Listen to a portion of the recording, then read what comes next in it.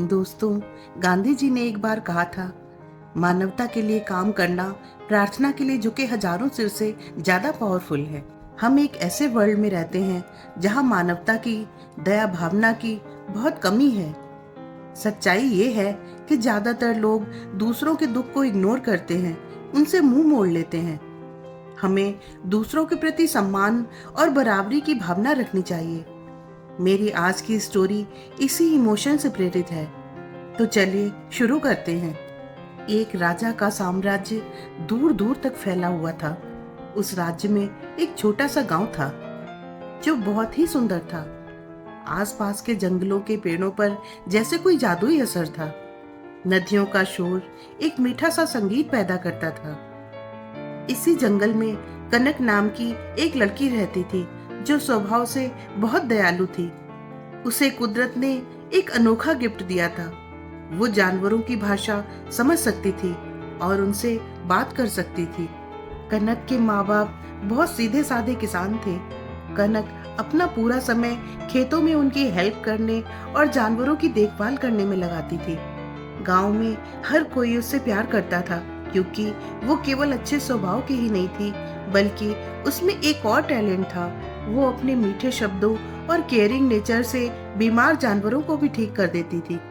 एक सुबह जब वो जंगल से जड़ी बूटियां इकट्ठी कर रही थी तो उसे किसी की कराहने की आवाज सुनाई दी।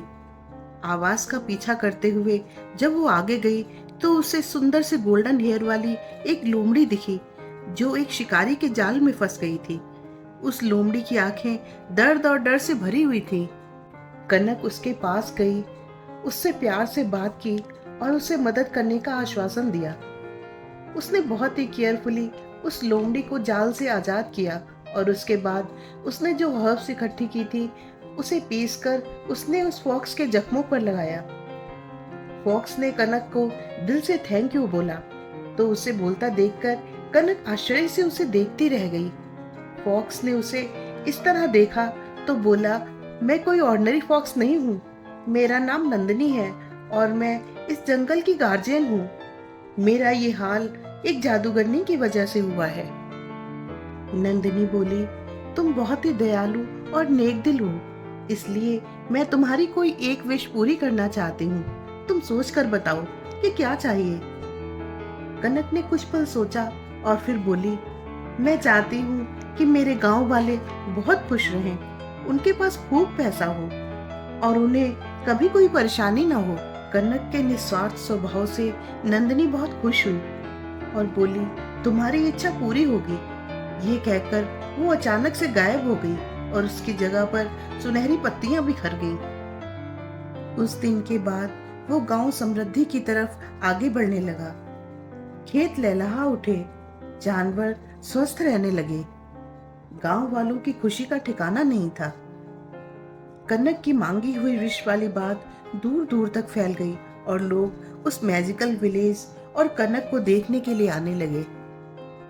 एक दिन राजा का एक सिपाही कनक के घर पहुंचा और उसने राजा का मैसेज पढ़कर सबको सुनाया। राजा ने कनक को अपने महल में बुलाया था। वो उस लड़की को देखना चाहता था जो अपने विलेज के लिए सौभाग्य और समृद्धि लेकर आई थी। कनक पहले तो थोड़ा हिचकिचाई, फिर उसने राजा का निमंत्रण स्वीकार कर लिया और राजा के सिपाहियों के साथ महल की तरफ चल पड़ी। कनक के महल में पहुंचने पर राजा और रानी ने दिल से उसका स्वागत किया। जब कनक उन्हें अपनी स्टोरी सुना रही थी तो उसकी सादगी, उसकी मीठी आवाज और उसके गांव के बारे में सुन सुनकर दोनों चकित थे।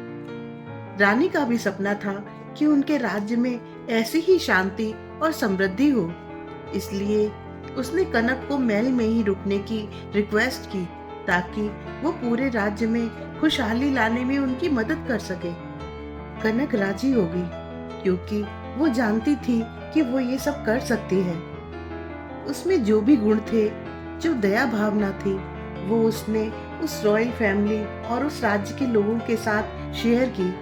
उन्हें दया भावना का पाठ पढ़ाया, उन्हें प्रकृति के मैजिक का एहसास कराया।